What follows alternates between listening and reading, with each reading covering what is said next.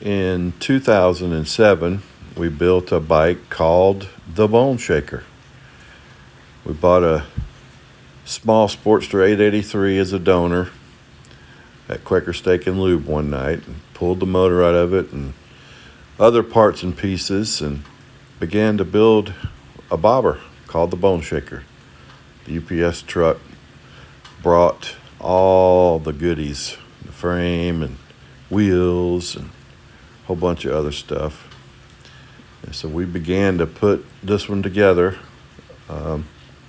We were going to use the Sportster tank, but we decided against it and went with one of the Cole Foster style gas tanks.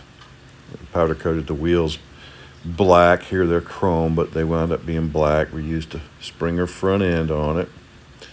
The regular car tread type tires, a Springer seat. That's the original rear fender that I drilled holes in. And aluminum oil tank, a leather seat.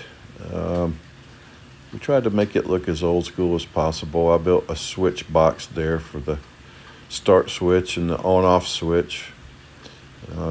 Filled in the front part of the frame with some metal and drilled holes in it. All those are called lightning holes for making it lighter. Back in the day, that's what they would do on race bikes, so I thought we'd try that look. And then there's the switch box after the powder coat was finished, and the frame after it came back from powder. The holes look a lot nicer. We got red pinstriping put on the frame by Norm T, famous pinstriper in Tampa Bay back in the day. And then we went to start the final build on it, the final assembly. Took our time. My friend Scott came over. He's a plumber, and he helped put the real copper lines on it for oil lines. And they're a little bit amateur looking, but they gave it the feel that we were looking for.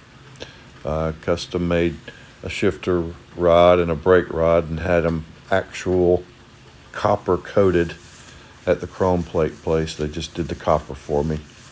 Drilled holes in the brake pedal there. This is the character for the tank that Norm T did for us. It's a little skull. And the bike almost finished here.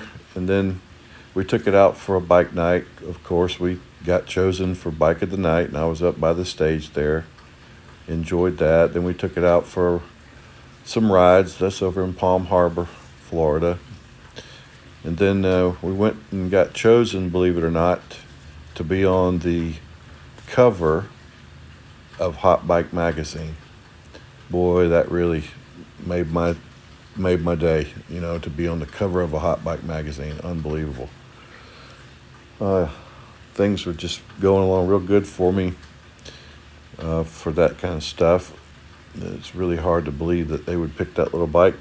The reason they did was because it was built for under $8,000. And then next thing you know, Mr. Barnett calls. He wants to do a feature on it in his magazine. He owns Barnett's Harley Davidson in Texas. He's got his own magazine. So he called, and we let him use it for his magazine. And then next thing you know, we get picked by American Thunder TV to do a story on it. So that was a big honor. And coming up now is going to be the video that they put on TV. At a custom bike show, everybody has their favorites. I found myself drawn to a clean little bobber. The bike started out as a 99 Sportster 883 custom. This was actually inspired by my girl Vicky. She's got a 94 Heritage and it's painted the same colors. I like the speed hole look. It looks fast, it looks authentic. Kind of like that 1918, 1925 look. Mostly I do pro street stuff. I like to use his Buell and Sportster motors. This is the first bobber that I've done. The front wheel and the rear wheel are both 16-inch rims using the 510 car tread type tires. The headlight is a stock Sportster headlight right off the 883 custom. The copper plumbing, I kind of like that 1918, 1925 look. And a buddy of mine's a plumber and he came over one day. We fixed the plumbing up real good on it. It had leaked the drop since we put it together like that. This bike was built for less than $8,000, including the purchase of the Sportster. It proves that you can have a pretty killer looking bike for not a lot of money. And that's the story of the original Boneshaker. I appreciate you taking the time to watch the video. I'm Steve Carr. I'll talk to you later.